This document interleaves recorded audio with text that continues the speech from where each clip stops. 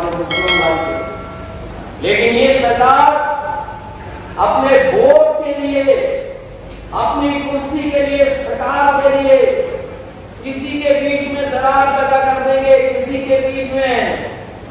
आपने नहीं देखा विधानसभा में?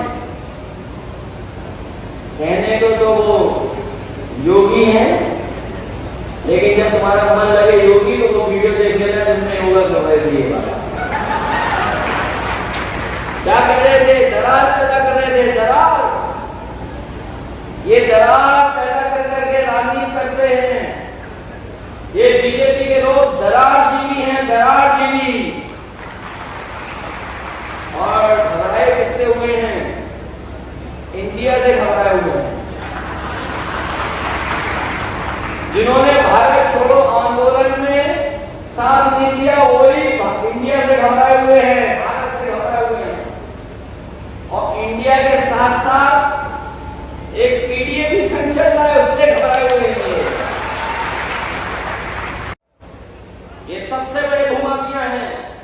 और मैं जानता हूं पत्रकार साथियों, अगर आपने सच दिखाया तो रात के 2 बजे पुलिस वाले आपके घर में आएंगे। रात के 2:30 बजे दरवाजा खटखटाएंगे तुम्हारा। कौन से चैनल वाले हो? चैनल ठीक कर लो, खबर ठीक कर लो। अगर आप डर गए तो खबर उसी दिन से बदल जाएगी। और अगर आपने खबर नहीं बदली तो आपकी खुद खबर बनेगी कि आप जेल में चले गए। बताओ, झूठे मुकदमे लगा रहे हैं कि नहीं लगा रहे हैं ये लोग? याद रखना, इनकी मानसिकता में वही है, इनकी सोच वही है जो इस फतेहपुर में कह करके आए थे। वही सोच है, सोच नहीं बदली इनकी। ये वही लोग हैं जो दिवाली और ईद की बात कर रहे थे। ये वही लोग हैं जो कब्रिस्तान और संस्थान की बात कर रहे थे। इनकी सोच नहीं बदली है। ये वही लोग हैं जिन्होंने भारत की आजादी की लड़ाई नहीं लड़ी। और भारत को आजादी दिलाने में अगर कोई एक साथ खड़ा हुआ था तो वो हमारे हिंदू और मुसलमान भाई एक साथ खड़े होकर के भारत को आजादी दिलाने का काम किया। 100 में केवल 4 रोजगार हैं। बहुत दिनों से उन्होंने देखा नहीं है जमीन पर आकर। आज गांव में चले जाओ, किसी को नौकरी और रोजगार की सरकार नहीं दे पाई। जो लोग कहते हैं 100 में 4 रोजगार, 100 में केवल 4 रोजगार है, ये बीजेपी की सरकार कहती है। बताओ, इस बात का भरोसा मानोगे?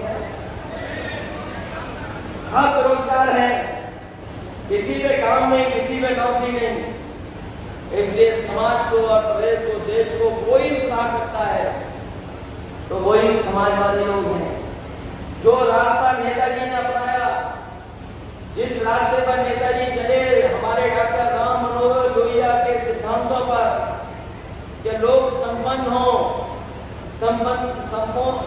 संपन्न हो और गैर बराबरी खत्म हो, समानता है लोगों के बीच में। वही सपना जो बाबा साहब भीमराव अम्बेडकर जी ने देखा था कि हमारा समतामूलक समाज बने, जो पिछले गए, पिछले जो छूट गए, अभाव में जी रहे हैं, उनको मुख्य धारा से कैसे जोड़ा जाए। इसलिए ये सम्मेलन शिविर इसलिए भी हो रहा है क्योंकि जो बात यहां से कही जाए वो हमारे आखिरी आदमी, आखिरी व्यक्ति जो गांव में रह रहा है वहां तक पहुंचाई जाए और बताई जाए कि ये बीजेपी के लोग झूठ बोलने वाले लोग हैं। ये तो भगवान का नाम लेकर के झूठ बोलते हैं। दुनिया में शायद इकलौती पार्टी होगी जो भगवान का नाम लेकर के झूठ बोलती हो। इन्होंने कहा कि किसानों की आय दोगुनी हो जाएगी। बताओ कितने किसानों की आय दोगुनी हो गई? कितने नौजवानों को नौकरी ने दी? करोड़ों नौकरी की बात कर रहे थे, स्मार्ट सिटी बनाने की बात कर रहे थे, मां गंगा को साफ करने की बात कर रहे थे। अरे मां गंगा को साफ हाथ में करना, फतेहपुर में पहले नाला और फतेहपुर में नाला साफ कर देना और भूल जाओगे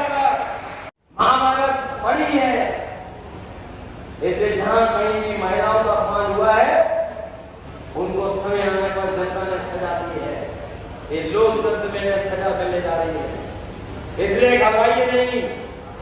जो लोग कमजोर होते हैं, डरपोक होते हैं, वही अन्याय करते हैं। मैं जानता हूं हमारी पार्टी के चेयरमैन पे अन्याय हो रहा है, एक के बाद एक अन्याय, कोई कानपुर की बात उसको लेकर के अन्याय, कानपुर में विधायक उस पर झूठे मुकदमे लग गए, उस पर झूठे मुकदमे लगे, मोहम्मद अली खान साहब पर झूठे मुकदमे, रमाकांत यादव पर झूठे मुकदमे, और तमाम हमारी पार्टी के विधायक हैं उन पर मुकदमे लगे हैं, और ये अधिकारियों से मिलकर के सरकार लड़वा रही है। ये सरकार और बीजेपी के लोग मिलकर के झूठे मुकदमे लगा रहे हैं, और न जाने कितने हमारे कार्यकर्ता यहां बैठे होंगे जिन्हें समय समय में अपमानित होना पड़ा है। झूठे मुकदमे लगे हैं उन पर तमाम तरह की गंभीर धाराएं लगाई हैं जिससे परेशान हो जाएं। लेकिन याद रखना, बीजेपी के लोग भी कोई दूध के धोने नहीं है। समय बदलेगा, यही अधिकारी आज हमारे खिलाफ हैं, कल इनको दौड़ाते हुए नजर आएंगे, नजर आएंगे। और हमारे गरीबों को, किसानों को, आम लोगों को आप डीजल पेट्रोल महंगा दे रहे हो, और जो डीजल पेट्रोल से मुनाफा कमा रहे हो वो आखिरकार किसकी जेब में जा रहा है? गरीब की जेब से निकाल करके अमीरों की तिजोरी में भरने का काम अगर कोई कर रहा है महंगाई कर करके, तो वो भारतीय जनता पार्टी है और भारतीय जनता पार्टी के लोग।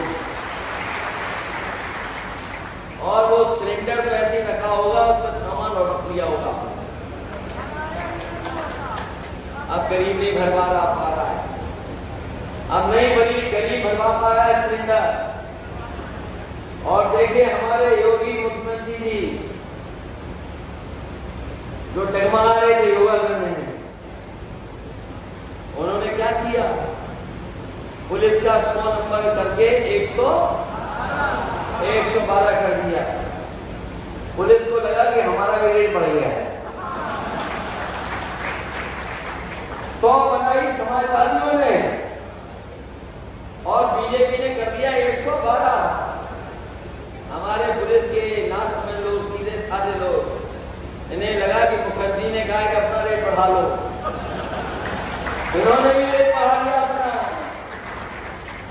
और कई लोग तो इतने रेट के चक्कर में पकड़े गए कि सोचिए, अभी तक तो पुलिस चोर को पकड़ रही थी, पहली बार पुलिस चोर पुलिस को पकड़ रही थी। 50 किलो चांदी लेके पुलिस भाग गई।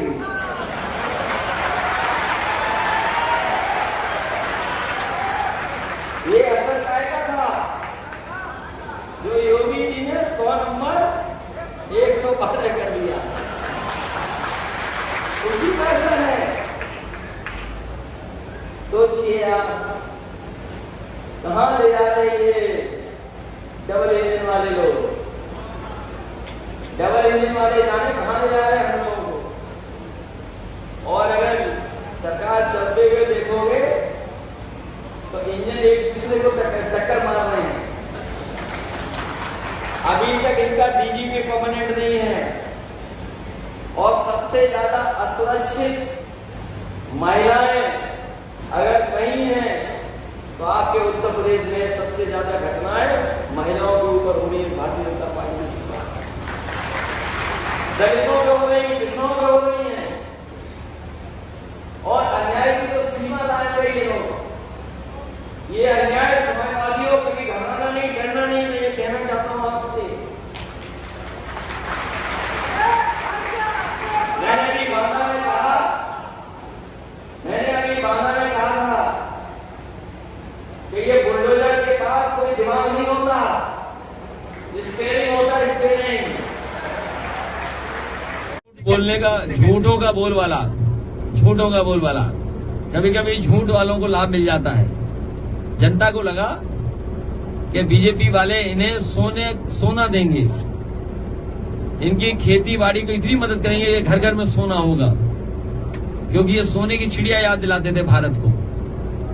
और लोगों को लगा कि ये प्रधानमंत्री कह के जा रहे हैं कि बिजली को लेकर के कि ये दिवाली और ईद, कब्रिस्तान, शमशान, लोगों को लगा कि शायद इनकी सरकार आएगी तो बिजली सस्ती मिलेगी और 24 घंटे बिजली मिलेगी।